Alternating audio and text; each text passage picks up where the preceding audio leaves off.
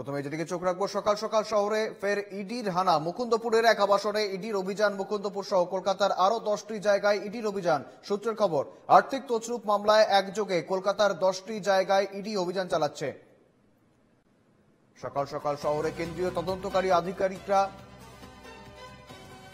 মুকুন্দপুরের, আমরা দেখেছিলাম সকালেই সেই খবরের দিকে চোখ রেখেছিলাম, মুকুন্দপুরের এক আবাসনে রীতিমতো ইডি আধিকারিকরা গিয়েছেন। তার পাশাপাশি বর্তমানে যে খবর জানা যাচ্ছে, মুকুন্দপুরের এই আবাসন ছাড়াও আরো শহরের আরো 10টি জায়গায় রীতিমতো ইডির অভিযান।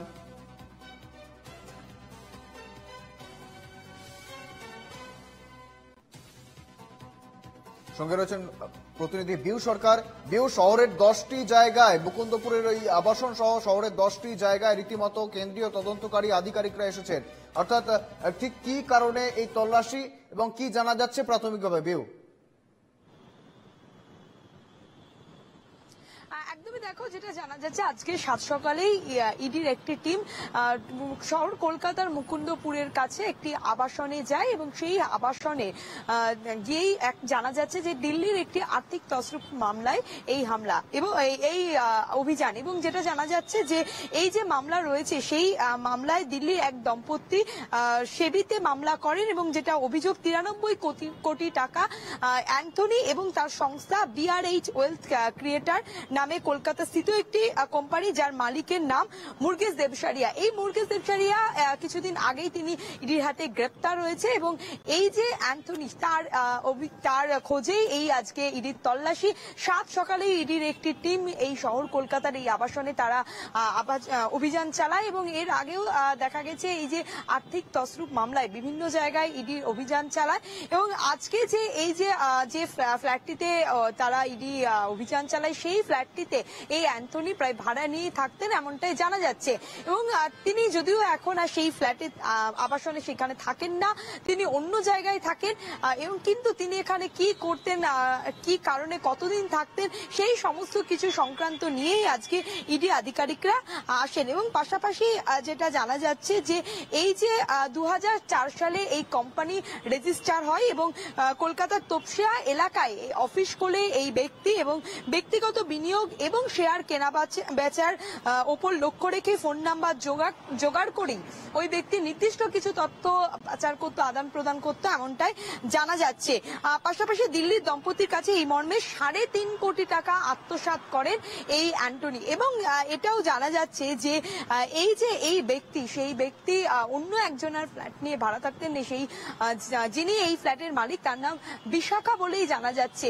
যদিও সেই ব্যক্তিও এখন এখানে থাকছেন কিনা, তিনি কোথায় রয়েছেন, মালিক, সমস্ত কিছু জিজ্ঞাসাবাদ করতেই আজকে ইডি আধিকারিকরা সাত সকালে আসেন। এবং যেটা জানা যাচ্ছে যে মোট এইভাবে মার্কেট থেকে প্রায় 93 কোটি টাকা তছরূপ করা হয় এবং মুকেশকে সম্প্রতি গুজরাট এলাকা থেকে তাকে গ্রেপ্তার করা হয়েছিল এবং এই মুকেশকে জিজ্ঞাসাবাদ করে এই যে অ্যান্টনি তার নাম উঠে আসে এবং তারপরে তাকে আজকে তাকে খুঁজতেই বা তার সমস্ত কিছু নথি জানতেই আজকে এই আবাসনে 93 কোটি টাকা আত্মসাতের অভিযোগ এবং সেই ঘটনার রীতিমতো আরো পুঙ্খানুপুঙ্খ জানতেই মুকুন্দপুরে ইডির হানা। আমার সঙ্গে ছিলেন প্রতিনিধি বিউ সরকার। বিউ, তুমি সঙ্গে দেখো।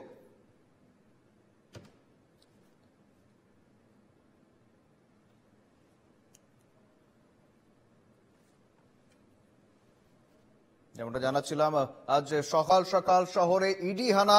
মুকুন্দপুর সহ কলকাতার আরো 10 জায়গায় রয়েছেন ইডি আধিকারিকরা। আমার সঙ্গে রয়েছেন সরাসরি প্রতিনিধি সঞ্জনা লাহিড়ী। সঞ্জনা, যেমনটা জানাচ্ছিলাম, মুকুন্দপুর সহ আরো 10 জায়গায় ইডি হানা চলছে। কোথায় কোথায় ঠিক ইডি হানা হচ্ছে এবং বর্তমানে প্রাথমিকভাবে কি জানা যাচ্ছে সঞ্জনা? দেখো, এই মুহূর্তে আমি রয়েছে মুকুন্দপুরে, তো সুতরাং মুকুন্দপুর সহ কিন্তু দেখা যাচ্ছে আরো 9 জায়গা, মোট 10 জায়গায় এই ইডির অভিযান এবং দিল্লির একটি কেস, সেই কেসের ভিত্তিতেই মূলত কিন্তু এই অভিযান চলছে। এবং যে আর্থিক তছরূপের গল্প আসছে সেটা কিন্তু দেখা যাচ্ছে যে কলকাতার তপসিয়া এলাকার BRH ওয়েলথ ক্রিয়েটার বলে একটি কোম্পানি, সেই কোম্পানির সঙ্গে যুক্ত ছিলেন মুরগেশ দেবসারিয়া সেই মালিক তিনজন মালিক রয়েছেন, তার মধ্যে অন্যতম হচ্ছে এই মুরুগেশ দেবসারিয়া।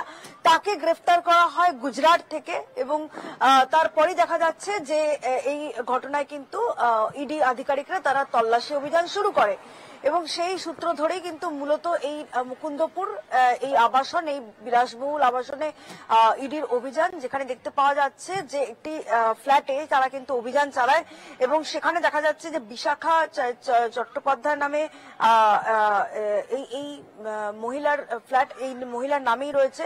তবে সেই ফ্ল্যাটে কিন্তু অ্যান্টনি নামে এক ব্যক্তি আসতেন এবং তার খোঁজে কিন্তু মূলত এই অভিযান। যে তবে বেশ কয়েকদিন ধরে কিন্তু ফ্ল্যাট বন্ধ রয়েছে, যেটা ইডি সূত্রে জানা যাচ্ছে, কারণ তারা যেটা জানতে পেরেছেন আজকে ভোর 6টা নাগাদ ইডি আধিকারিকরা আসেন। ইডির 3 জন আধিকারিক সিআরপিএফ কে সঙ্গে নিয়ে এই ফ্ল্যাটে আসেন এবং সেখানে কিন্তু তারা তল্লাশি অভিযান চালানোর চেষ্টা করে, যদিও এখনো পর্যন্ত বাইরেই কিন্তু তারা দাঁড়িয়ে রয়েছেন, যেটা এখনো পর্যন্ত জানতে পারা যাচ্ছে। উপরে গিয়ে তারা ফ্ল্যাট খোলার চেষ্টা করছেন এবং সেই চেষ্টার কতটা তারা সাকসেস হয় সেটা কিন্তু দেখার। তবে এই ঘটনায় দেখা যাচ্ছে তাদের যে অফিস ছিল তপসিয়া, সেখানেও কিন্তু একটা তল্লাশি অভিযান চালানোর সম্ভাবনা রয়েছে, যেটা ইডি সূত্রে খবর।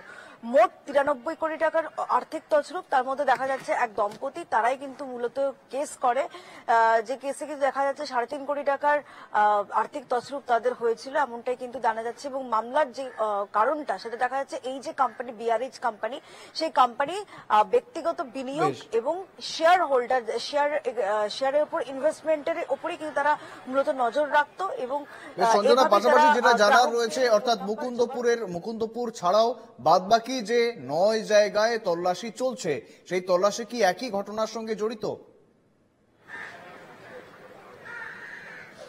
একদমই, দেখো এই বিআরএইচ যে কোম্পানি, যে কনসালটেন্সি কোম্পানি, সেই কোম্পানির সঙ্গে কিন্তু জড়িত এবং এইটাই কিন্তু সেই কোম্পানি ছিল যারা স্টক এক্সচেঞ্জ বা ব্যক্তিগত বিনিয়োগের ওপর ফলো রাখতো এবং একটি বেসরকারি ব্যাংকের মাধ্যমে গ্রাহকদের ফোন নাম্বার জোগাড় করা হতো এবং সেই ফোন নাম্বার নিয়ে তাদেরকে কনভিন্স করানো হতো যারা প্রচুর পরিমাণে টাকা বিনিয়োগ করে থাকেন এবং সেই মতোই এই দম্পতি প্রতারণার শিকার হওয়ার 2020 সালেই মূলত এই কোম্পানিকে বেআইনি বলে ঘোষণা করেছেন সেবি এবং সেই ভিত্তিতে একটি নোটিশও কিন্তু দেওয়া হয় সেই বেসরকারি ব্যাংকের মারফত এবং সেই ব্যক্তি যে অ্যান্টনি নামে ব্যক্তি, তিনি কিন্তু এই বেসরকারি ব্যাংকেই চাকরি করতেন, যেটা জানা যাচ্ছে এবং সল্টলেকের একটি শাখা, সেখানে কিন্তু মূলত এই ব্যক্তি চাকরি করতেন, যেটা এখনো অবধি সূত্র মারফত খবর। ধন্যবাদ সঞ্জনা। আমার সঙ্গে ছিলেন প্রতিনিধি সঞ্জনা লাহিড়ী এবং বিউ সরকার। ধন্যবাদ তোমাদের।